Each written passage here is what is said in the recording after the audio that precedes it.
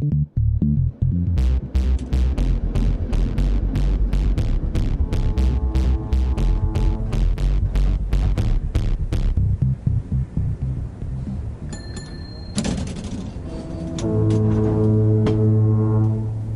you for listening to When Everything Cracks, a memoir of old San Francisco and the mental health system of yore.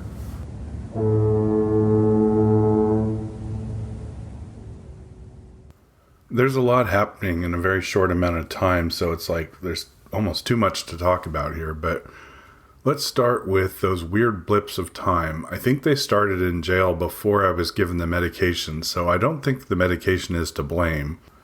If anything, it was helping with those kind of awful blips and momentary lapses of reality. Another really important thing to note is the character Jimmy Simple. Most of the characters in my book are amalgams of different people. There's a few like Michael Page, who you'll meet later, who's real and completely just one person.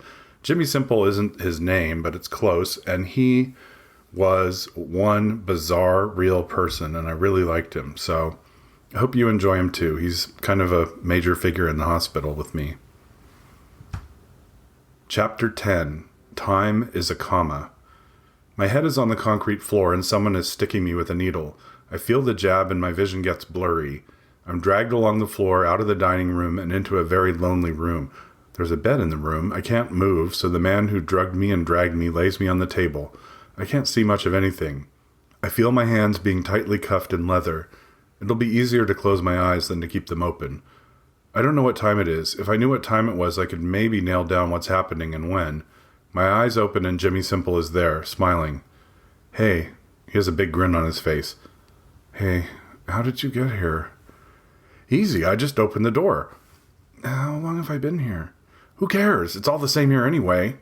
I have to agree with him on that point. Is he just a figment of my imagination? How do I know he's real? Touch me. I want to know if you're real. He grins and rubs my cheek with the back of his hand. He has enormous hands, and the skin on them is rough.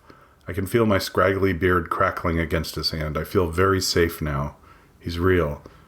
Jimmy, can you undo me? I lift my hands and the shackles have fallen away. Barbara came here and undid you a long time ago, man. Let's go to breakfast. Can I have your orange juice if you don't want it? Only if you don't want it. Whatever the shit was that they gave me, it sure feels nasty. My legs hurt and my neck is in a knot. I can't turn my head and my vision is blurry. Nasty, nasty shit.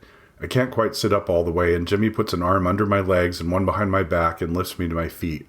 He's pretty strong. His face is weird, but there's something adorable about him. I think I like him a little. Well, maybe not. He's missing a tooth. I shuffle into breakfast and nobody even looks up from the steaming bowls of gruel. Jimmy sits at an empty table and helps me open the plastic bag surrounding my spork. I don't have enough strength in my hands to even make a fist. Once the spork is out, Jimmy hands it to me. I dip it into my puddle of hot gray cereal. Duncan, it's a lot better if you put some milk and margarine in it, and some sugar. Jimmy grabs the milk from the plastic tray, opens it, takes a big gulp, and pours some into my cereal. He plops a tiny square glob of margarine in the middle.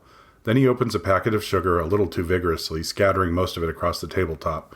Barbara appears in the doorway and shakes her finger at him. He acknowledges her with a grunt. What are they communicating to each other? Are they talking about me? Is it a conspiracy? After she leaves, he says, She's such a bitch. I consider eating my cereal, even though Jimmy drank some of the milk and got his germs in it. A thought crosses my mind, and I can't stop myself before I say what I'm thinking. Jimmy, if I eat this cereal, it'll be like kissing you. What? Oh, thank God he didn't hear that. Never mind. The glob of margarine has become a greasy yellow river, and it runs over the edge, right over the top of the milk that hovers at the brim of the bowl. There's margarine heading straight for me, moving much too fast. It defies gravity. Jimmy reaches over and saves me, putting the napkin, the one that used to live with the spork, in the plastic pouch between me and the yellow threat.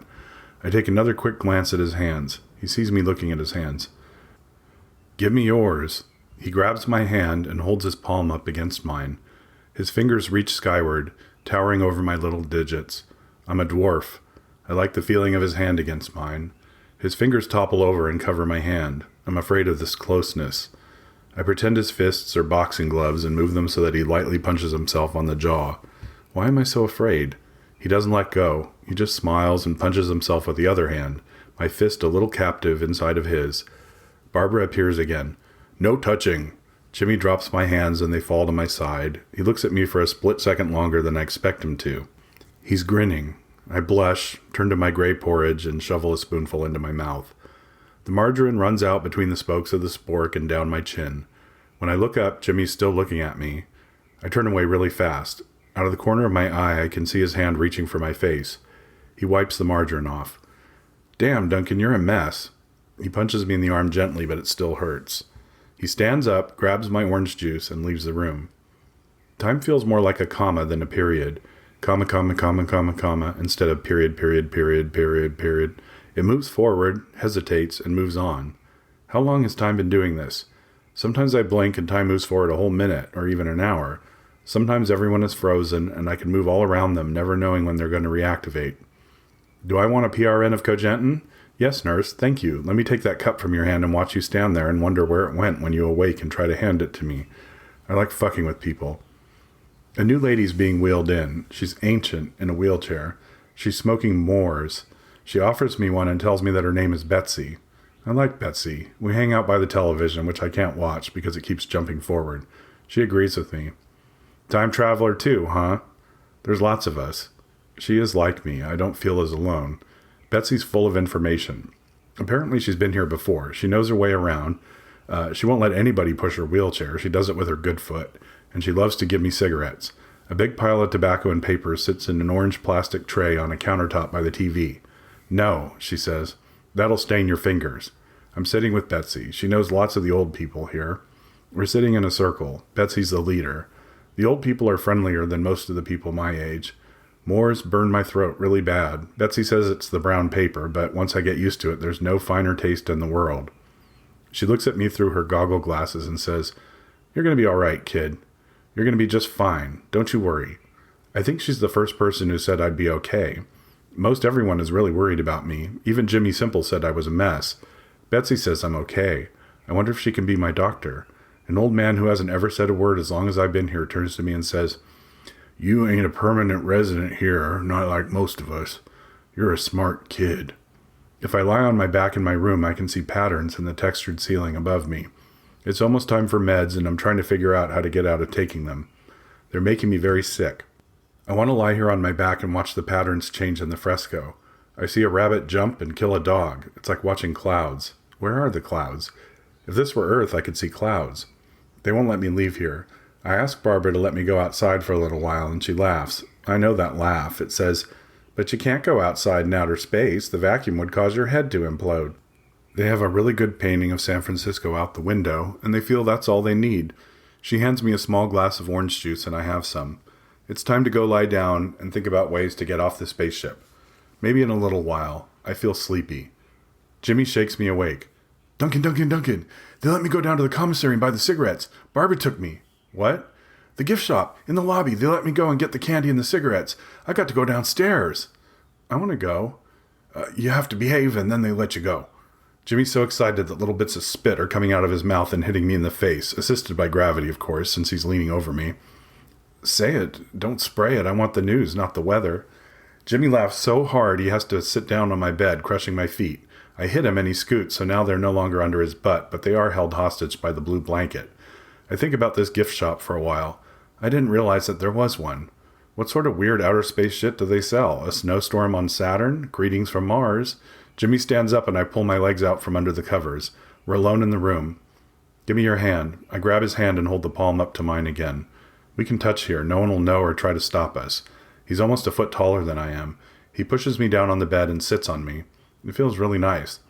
But then he tries to tickle me and I writhe around under him, begging for mercy. Stop! I scream. Too loud. Oops. James, the head nurse, runs in, yanks Jimmy off of me, and leads him out of the room. We're probably both going to be punished now. Jimmy's still laughing. He thinks it's so funny. I laugh too, waiting for Barbara or someone to come and sentence me to solitary confinement. No one comes. I wander out into the hall. Jimmy's in his room lying on the bed. I poke my head into his room. Hey. Go away. Don't let them see you. We have to stay separate right now. What sort of bullshit is this? Fuck these stupid people. How am I supposed to get better? What is better anyway? Betsy's holding court over by the television again. I go and sit with her. It's evening out there, or at least that's what they want me to believe. Hey, time traveler. I'll bet you want to know what time it is right now. She digs in her bag that hangs off the side of her chair. She produces an enormous alarm clock that says Big Ben on the face. The ticking is loud and hollow, like a gun, without bullets, cocking and firing over and over again. It says 5:45. She turns it over and winds it. It wheezes like a smoker's cough. I see you got a little jab. She points to my arm, which is bruised where the needle went in. Yeah.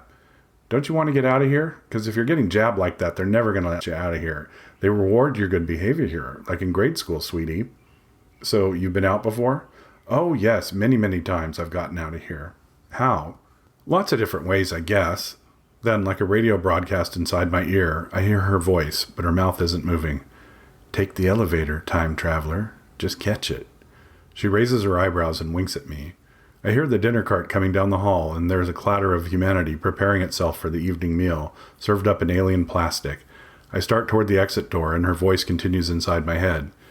Wait till the time is right, traveler. They reward you for good behavior here.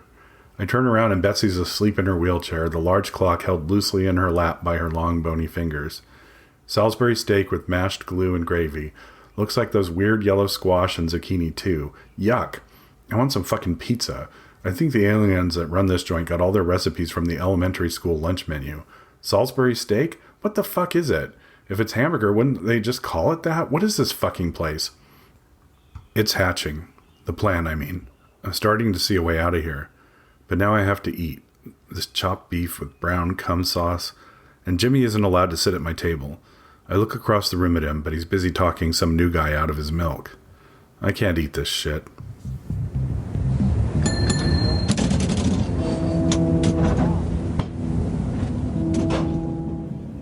Hey, you listened to another chapter, didn't you? Why don't you share this with a friend or on social media?